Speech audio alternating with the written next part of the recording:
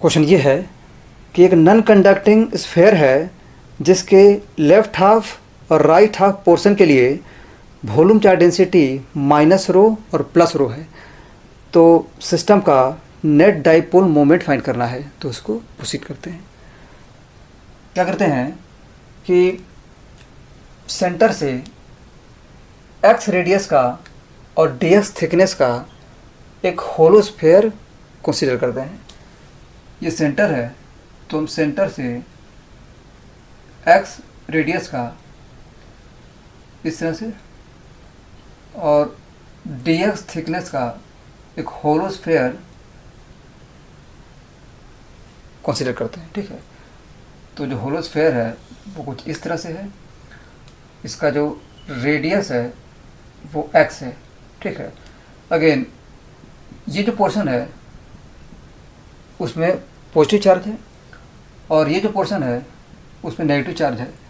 तो हम क्या करते हैं कि राइट हाफ के लिए चार्ज डेंसिटी फाइंड करते हैं। ठीक है, और हम जानते हैं कि अगर राइट हाफ के लिए चार्ज डेंसिटी प्लस सिग्मा है तो लेफ्ट हाफ के लिए जो चार्ज डेंसिटी है वो माइनस सिग्मा हो जाएगा और इसका जो डाइपोल मोमेंट है वो 2π r³ इंटू सिग्मा के इक्वल हो जाएगा, where r is the radius. ठीक है, यहाँ पर जो रेडियस है वो x है। So we have the small dipole moment of the hollow sphere dp equal to 2π x³ into sigma. तो हम सिग्मा की वैल्यू फाइंड करते हैं। Sigma is equal to small charge dq in the right portion divide by area. तो ये हो जाएगा dq by area that is 2π x²। Again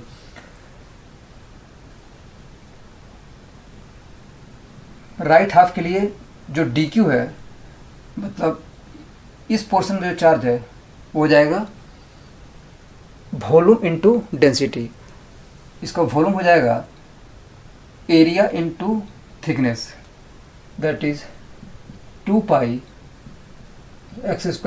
ये हो गया एरिया और थिकनेस dx है, so this is volume into density row.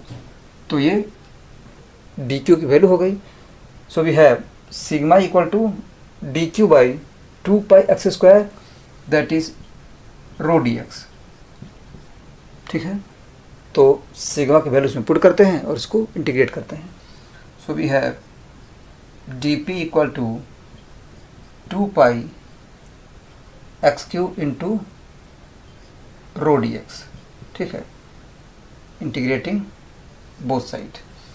Again हमें सभी होलो स्फीयर को कंसीडर करना है, तो कंफर्म है कि x की वैल्यू 0 टू R होगी।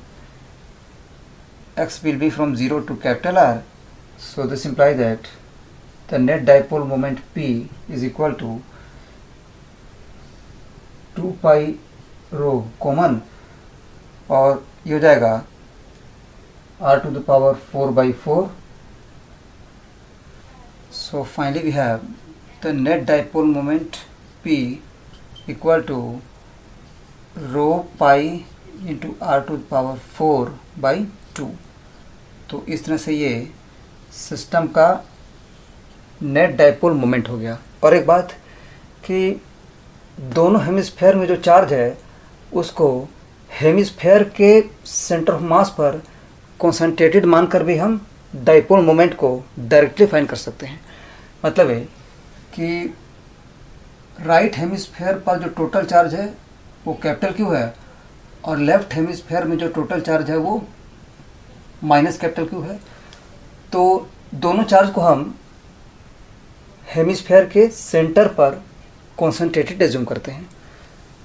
तो यहाँ पर है -Q और यहाँ पर है +Q, ये सेंटर है। तो सॉलिड हेमिस्फेयर का जो सेंटर ऑफ मास है वो सेंटर से 3r/8 डिस्टेंस पे होता है।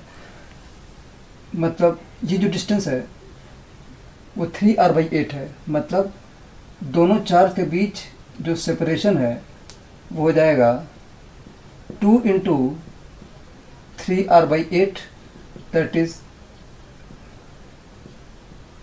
3r/4. So we have the dipole moment P equal to Q into L, that is Q into 3r/4, where Q will be volume into density. तो यहाँ पर जो Q है ये हो जाएगा वॉल्यूम। इसका वॉल्यूम है 2/3 इंटू πr³ और डेंसिटी रो है। Q की वैल्यू उसमें पुट करते हैं। This is 2/3 into πr³ into rho into 3r/4, 3r/4, ठीक है। 3 cancel and again we have P equal to rho pi into r⁴/2। तो इस तरह से हम डायरेक्टली भी नेट डाइपोल मोमेंट फाइंड कर सकते हैं। तो अगर हम ये जूम करें कि दोनों हेमिस्फेयर का जो चार्ज है वो हेमिस्फेयर के सेंटर ऑफ मास पे प्रेजेंट है, तो हम सिस्टम का डाइपोल मोमेंट डायरेक्टली फाइंड कर सकते हैं। और अगेन ये जो एजम्पशन है वो सिर्फ डाइपोल मोमेंट फाइंड करने के लिए ट्रू है, ठीक है। तो ये सिस्टम का डाइपोल मोमेंट हो गया और ये सॉल्यूशन हो गया। Thank you.